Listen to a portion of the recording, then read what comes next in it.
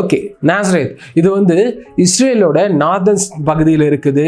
ஒரு மிகப்பெரிய நகரம், நார்தன் பகுதியிலே மிகப்பெரிய நகரம்னாலே சிட்டினாலே அது நாசரேத். இந்த நாசரேத்தை பற்றி சொல்லும்போது இங்கேருந்து நம்ம நிறைய பேர் வந்து இஸ்ரேலை சுற்றி பார்க்க போகிறாங்க. அவங்க நாசரேத் போகும்போது அவங்கள செயின்ட் கேப்ரியல் சர்ச்சுக்கு கூப்பிட்டு போகிறாங்க.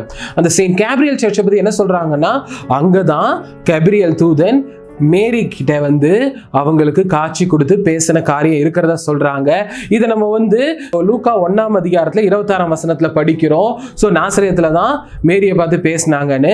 பட் நம்ம கிறிஸ்தவர்களுக்கு நாசரேத்தினோடனே ஞாபகம் வருது மெயின் ரீசன் என்னன்னா, நம்ம மத்தேயுல படிக்கிறது தான். என்னது?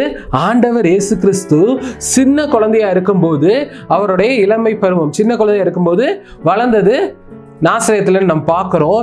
நம்ம பைபிளில் படிக்கும்போது 12 வயசாக இருக்கும்போது பெத்லகேம் போகிறாரு. அங்கே இருக்கிற வேத அறிஞர்கள்கிட்ட பேசுகிறாருங்கிறத படிக்கிறோம். அதுக்கப்புறம் வந்து அவரோட 30வது வயதில் அவருக்கு ஊழியத்துக்கு வரதை பற்றி தான் சொல்கிறாங்க. இந்த இடைப்பட்ட காலத்தில் நம்மளுடைய ஆண்டவராகிய இயேசு கிறிஸ்து அவங்க அப்பா அம்மாவுக்கு கீழ்ப்படிந்து இருக்கிறத பார்க்குறோம். நம்ம சின்ன பிள்ளைங்க, ஆண்டவர் இயேசு கிறிஸ்துவை ஏற்றுக்கொண்ட பிள்ளைங்க, இந்த கிறிஸ்துமஸ் காலகட்டத்தில் ஒரு தீர்மானம் எடுப்பீங்களா? நாங்கள் கூட எங்கள் பெற்றோருக்கு கீழ்ப்படிந்து வாழ்வோன்னு பைபிளில் ரொம்ப கிளியராக வசனம் இருக்குது. என்ன வசனம்? பிள்ளைகளே, உங்கள் பெற்றோருக்கு கர்த்தருக்குள் கீழ்ப்படிங்கள். அதே போல் நீங்கள் ஆண்டவருக்கு பிரியமுள்ள வாழ்க்கை வாழணும்னா உங்கள் அப்பா அம்மாவுக்கு கீழ்ப்படிஞ்சு வாழுங்க. இந்த காலத்தில் ஒரு தீர்மானம் எடுத்துக்கோங்க. சரியா? நம்ம இப்போ ஜெபம் பண்ணுவோமா?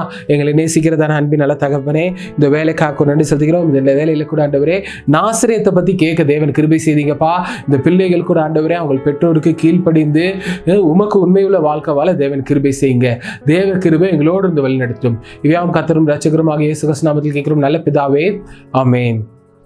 ஹாய் தம்பி தங்கச்சி, நீங்கள் எல்லாரும் ஃபஸ்ட்டு கிறிஸ்மஸ் சீசனோட குட் நியூஸை சூப்பராக கேட்டுட்டு இருக்கீங்க. நிறைய பேர் கூட உங்கள் ஆன்சர்ஸை அனுப்பியிருக்கீங்க, நிறைய பேர் அனுப்பிச்சிட்டு கூட இருக்கீங்க. சரி, இன்றைக்கி கூட அண்ணா உங்களுக்கு குட் நியூஸ் பற்றி எடுத்தாங்கல்ல, அதில் நிறைய பேர் நோட் பண்ணியிருப்பீங்க. ஒரு பொருள் வந்து ஷோ ஆகிருக்கும்.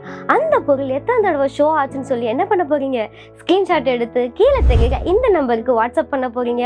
உங்களோட ஃப்ரெண்ட்ஸ்க்கும் இந்த வீடியோவை ஷேர் பண்ணி என்கரேஜ் பண்ண போகிறீங்க.